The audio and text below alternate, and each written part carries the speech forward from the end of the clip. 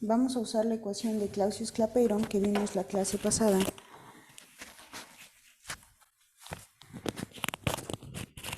Vamos a usar la ecuación de Clausius-Clapeyron que vimos la clase pasada para resolver problemas. Entonces, vale la pena recordar que en la ecuación de Clausius-Clapeyron estamos haciendo dos consideraciones muy importantes. La primera es que nuestro delta H es constante en el intervalo de temperaturas que estamos estudiando.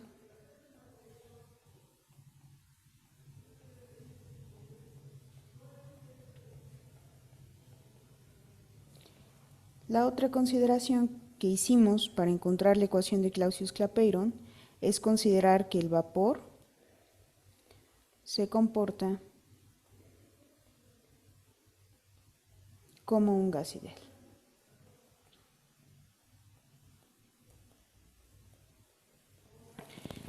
Entonces, la ecuación de Clausius-Clapeyron, si se tienen dos puntos, se puede escribir de la siguiente manera. Logaritmo de la presión 2 entre la presión 1 es igual a menos delta H, aquí puede ser delta H de vaporización o delta H de sublimación, 1 entre la temperatura 2 menos 1 entre la temperatura 1. Esa es la forma general de la ecuación y les decía que aplica tanto para la vaporización como para la sublimación.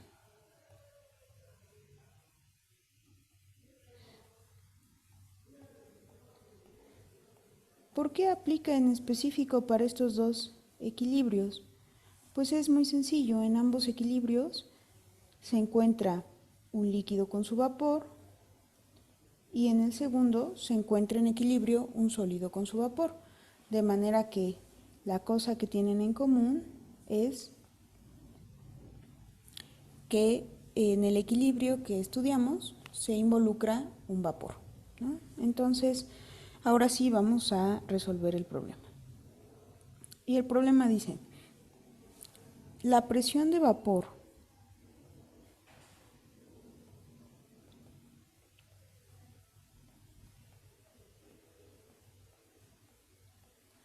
del óxido de azufre líquido es de 2232 pascales a 201 Kelvin. Y su delta H de vaporización es igual a 24.94 kilojoules por mol. Y nos pide que calculemos los puntos de ebullición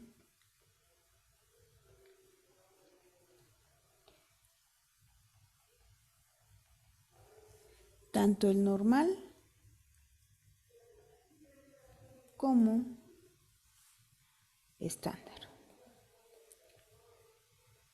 Entonces, en este problema, como en casi todos los problemas relacionados con fisicoquímica, el lenguaje es o puede llegar a ser una fuente de confusión, pero para nosotros pues no lo es. Entonces vamos a resaltar aquí las partes con las que tenemos que tener cuidado en este problema, ¿no? La primera parte que es interesante resaltar es presión de vapor, ¿no?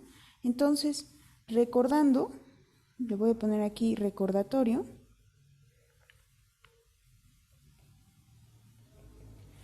¿qué es la presión de vapor? Pues es la presión causada por las moléculas en el vapor de cierta sustancia.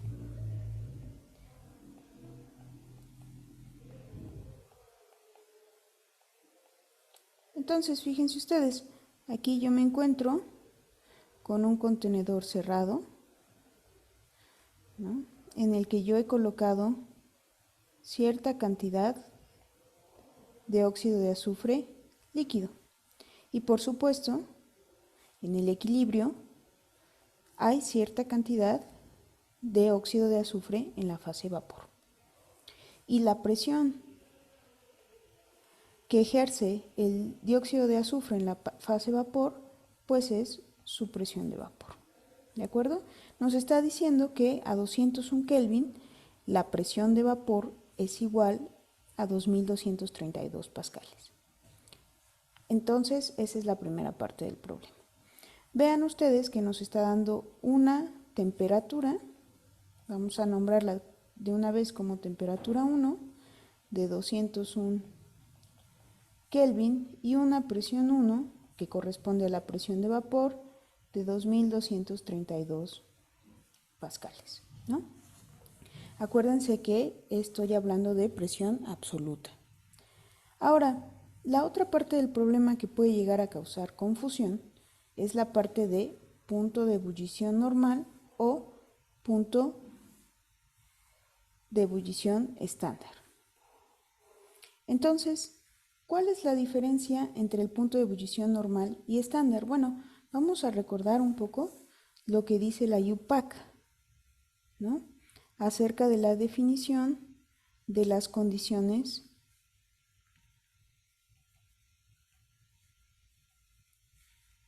normales. Pues la UPAC nos dice que, empecemos primero por las estándar,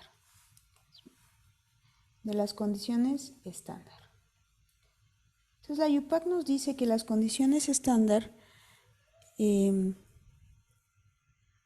son 0 grados centígrados y 1 bar de presión. Acuérdense ustedes que 1 bar es igual a 10 a la 5 pascales. Entonces, lo que nos pide calcular el problema como punto de ebullición es un punto muy característico de las sustancias, ya que en el punto de ebullición la presión de vapor se iguala con la presión atmosférica. ¿Sí? Y fíjense que la UPAC ya nos está dando aquí cuánto considera la presión atmosférica en condiciones estándar. Entonces, de forma traducida, lo que nos está diciendo el problema es calcula la temperatura a la cual la presión de vapor del dióxido de azufre se iguala a la presión atmosférica. ¿De acuerdo? Entonces, si ustedes recuerdan gráficas anteriores en donde nosotros vimos la relación de presión de vapor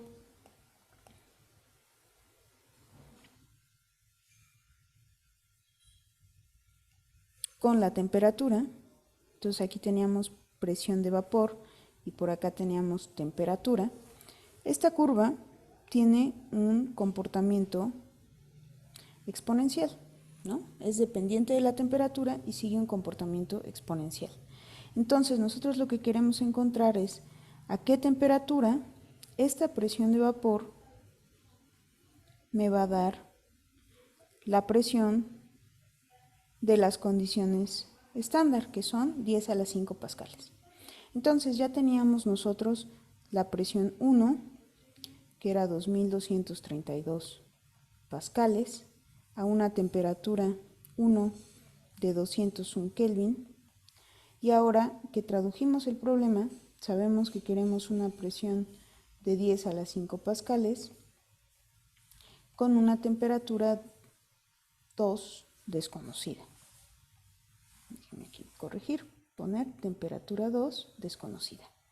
Pues de aquí el problema es muy sencillo. Vamos a sustituir todo esto en la ecuación de Clausius-Clapeyron. Voy a volverla a escribir nada más para tenerla como referencia.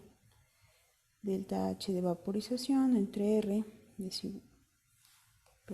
por 1 entre T2 menos 1 entre T1. Y ahora sustituyo, ¿no? Me queda logaritmo natural de 10 a la 5 pascales entre 2232 pascales es igual al delta H de vaporización que nos mencionan en el problema, 24.94 kilojoules por mol,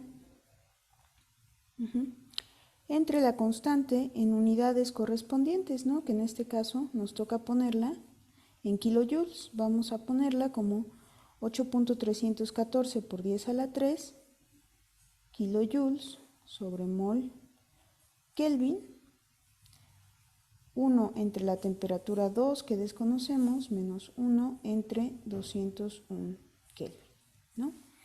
Vamos a hacer primero el logaritmo, ¿no?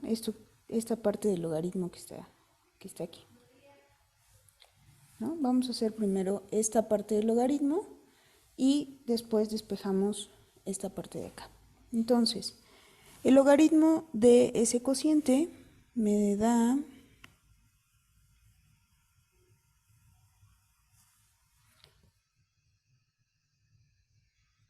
entonces vamos a hacer primero este cociente y después simplificamos lo que podamos simplificar, ¿no? Entonces esto me queda como el logaritmo de 44.802. Esto es igual a menos 24.94 kilojoules por mol entre 8.314 por 10 a la menos 3 kilojoules sobre mol Kelvin, 1 entre T2 menos 1 entre T1. ¿De acuerdo? Y bueno, despejando esto correspondientemente me da 1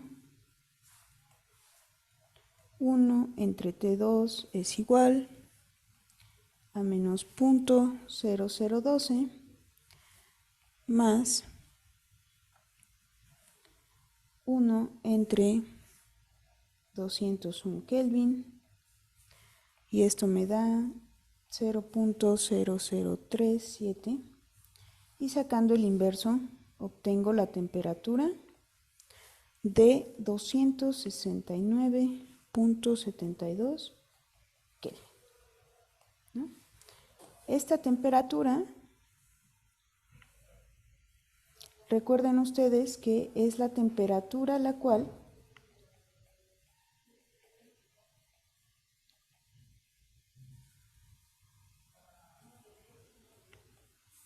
la presión de vapor se iguala con la presión atmosférica y esto, en otras palabras, indica que el líquido ebulle. ¿De acuerdo? Muy bien. Ahora nos falta la segunda parte de este problema, que es bastante parecida, únicamente cambian las condiciones. Entonces, tal como fuimos a buscar las condiciones estándar, vamos con la definición UPAC de las condiciones normales. Entonces, aquí hay un poquito más de variedad en la definición de las condiciones normales, ¿no? Hay algunos textos que colocan como 20 grados centígrados y una presión de una atmósfera. Algunos otros textos colocan como la temperatura normal, la temperatura de 25 grados centígrados, pero en este caso vamos a tomar primer valor de 20 grados centígrados, pero sobre todo el que nos va a servir mucho, pues es el valor de la presión de una atmósfera. Entonces, sabiendo esto, podemos escribir, vamos a partir de los mismos datos que nos da el problema, de presión 1 y temperatura 1. Y ahora, pues lo que queremos es que la presión 2 sea aquella presión correspondiente a una atmósfera, que una atmósfera en pascales es 101.325 pascales. Entonces, en otras palabras, lo que queremos encontrar es a qué temperatura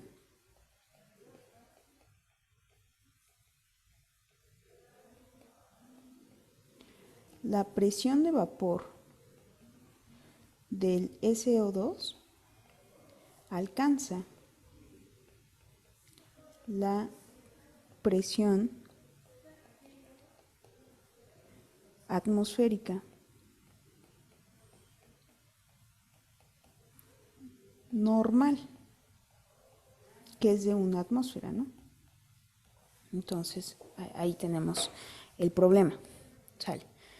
Ya sabiendo esto y los datos anteriores, podemos sustituir directamente la ecuación de Clausius-Clapeyron. Ya no la voy a escribir porque ya la hemos escrito bastantes veces. Acuérdense que hay que tener mucho cuidado en lo que se nombra como presión 2 y presión 1 y ser consistente durante toda la resolución del problema, si no puede causar algún error numérico, ¿no?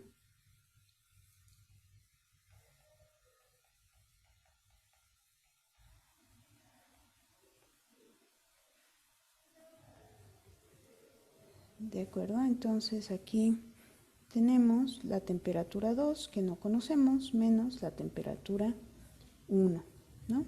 Vean ustedes que la presión realmente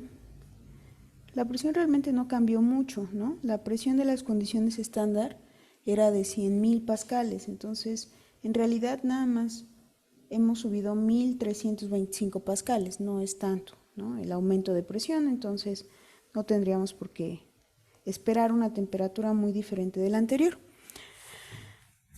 Muy bien, entonces haciendo las operaciones correspondientes, voy a poner aquí algunos pasos para que vayan siguiendo.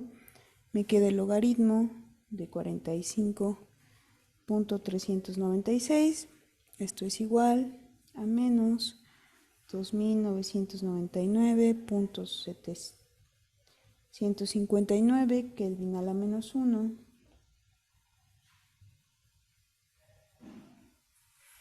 despejo el inverso de la temperatura 2 y finalmente tengo el valor de la temperatura 2, ¿no? Que es de 270.03 Kelvin. Ahora, valdría la pena comparar este valor, estos dos valores que nos salieron. Voy a hacer una pequeña tablita acá abajo. Entonces, vale la pena comparar lo obtenido en nuestro problema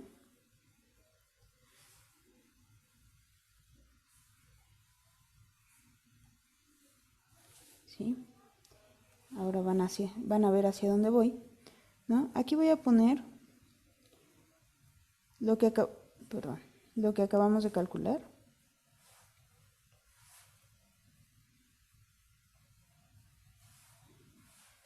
Que era condiciones normales. Entonces, condiciones normales significaban una atmósfera y vimos que la temperatura de ebullición es de 270.03 Kelvin, ¿no? Aquí voy a poner estándar. Y aquí estándar significa un bar de presión. Y la temperatura que obtuvimos fue de 269.72 Kelvin. Entonces vean ustedes que tal como esperábamos, pues no hay una diferencia muy grande entre estas dos temperaturas de ebullición. ¿Por qué? Pues porque la presión no cambia mucho, cambia del orden de 1000 pascales, ¿no? Y 1000 pascales en realidad pues no es mucho. Ahora lo que es interesante comparar es con los datos reportados. en tablas, ¿no? Entonces, vamos rápidamente a buscar la temperatura de ebullición del dióxido de azufre.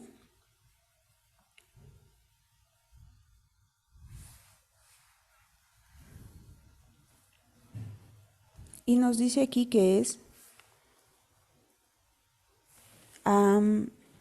los datos reportados a una atmósfera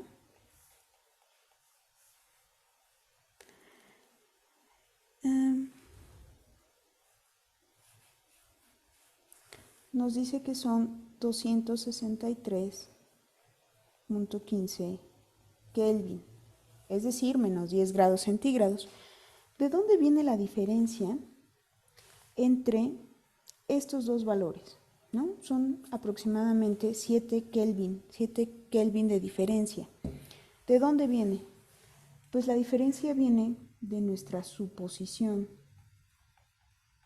o de las suposiciones que nosotros realizamos para deducir la ecuación de Clausius-Clapeyron, ¿no? Entonces, si nosotros trazamos otra vez nuestra famosísima gráfica de presión de vapor contra temperatura,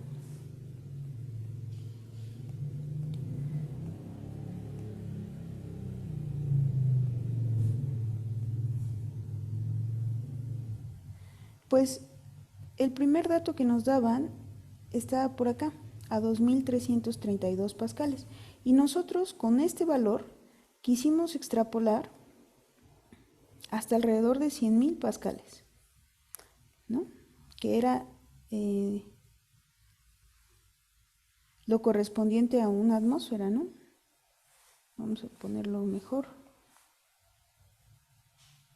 Obviamente no está a escala mi gráfica, pero nosotros quisimos extrapolar hasta 101.325 pascales. Entonces, aun cuando no está a escala mi gráfica, pues nosotros podemos ver que la extrapolación, si yo pusiera una línea recta entre estos dos puntos, pues la extrapolación no, digamos, no es exacta con la curva experimental de presión de vapor, tenemos una diferencia.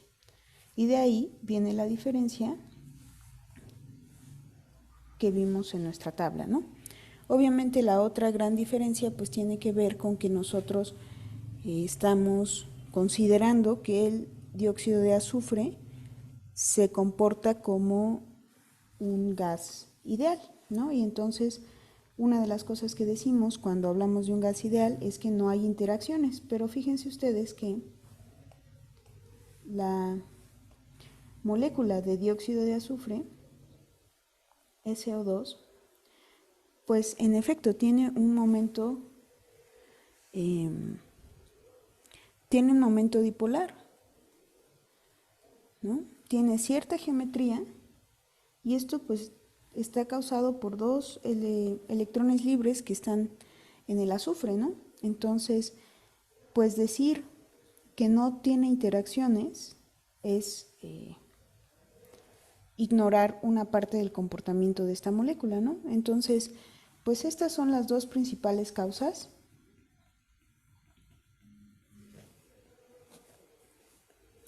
por las cuales pues esos dos valores no son iguales, ¿no? Sin embargo, como aproximación, vean ustedes que la ecuación de Clausius-Clapeyron es buena. Ahora, ¿cómo podríamos mejorar nosotros nuestra aproximación? Pues podríamos utilizar datos que se encuentren tal vez más cerca del punto al cual nosotros queremos llegar, ¿no? Si yo utilizara un dato que está por aquí, pues ya la aproximación me resultaría más adecuada, ¿no? Para subir de aquí hasta acá. Y bueno, eso fue todo por este problema. Gracias.